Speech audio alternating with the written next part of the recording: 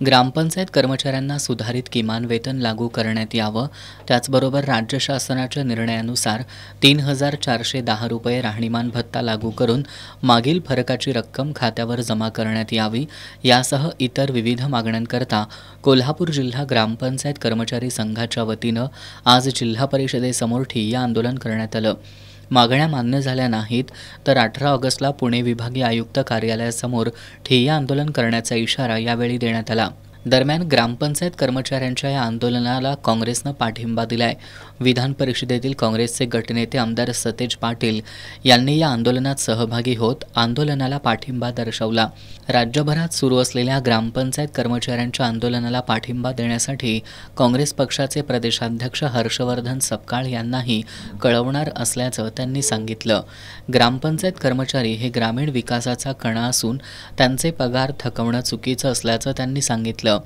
ग्रामपंचायत कर्मचाऱ्यांसाठी जे शासन निर्णय घेण्यात आलेत त्याची तातडीनं अंमलबजावणी करण्यासाठी आणि मंत्रालय पातळीवर संघटनेची बैठक लावण्यासाठी प्रयत्न करणार असल्याची ग्वाही त्यांनी यावेळी दिली. राज्य शासनानं महिन्यापूर्वी बैठक घेतलेली आहे, काही गोष्टीचं आश्वासन दिलेलं आहे, त्याची अंमलबजावणी केली जात नाही आणि म्हणून ग्रामपंचायती कर्मचारी आज रस्त्यावर उतरलेला आहे. शासनानं त्वरित त्यांच्या संदर्भातला निर्णय घ्यावा. एका बाजूला वसुली केली तरच तुमचा पगार होणार, हा नियम सगळीकडे लागला पाहिजे, फक्त ग्रामपंचायत कर्मचाऱ्यांना का?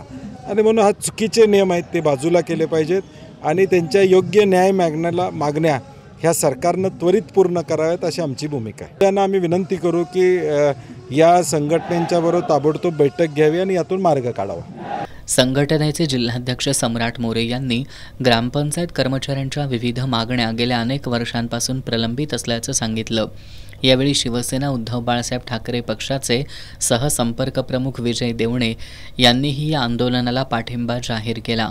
भविष्यात ग्रामपंचायत कर्मचाऱ्यांच्या सोबत रस्त्यावरचा संघर्ष करण्यासाठी आपण त्यांच्या पाठीशी खंबीरपणे उभं राहू असं आश्वासन देवणे यांनी दिलं. काँग्रेसचे शहराध्यक्ष सचिन चव्हाण, कॉम्रेड दिलीप पवार, कॉम्रेड रघुनाथ कांबळे आदींनीही मनोगत व्यक्त केली. यावेळी बबन पाटील, रवी कांबळे, अशोक पाटील, परशुराम जाधव, अशोक गेंगे यांच्यासह जिल्ह्यातील ग्रामपंचायतीचे कर्मचारी मोठ्या संख्येनं आंदोलनात सहभागी झाले होते.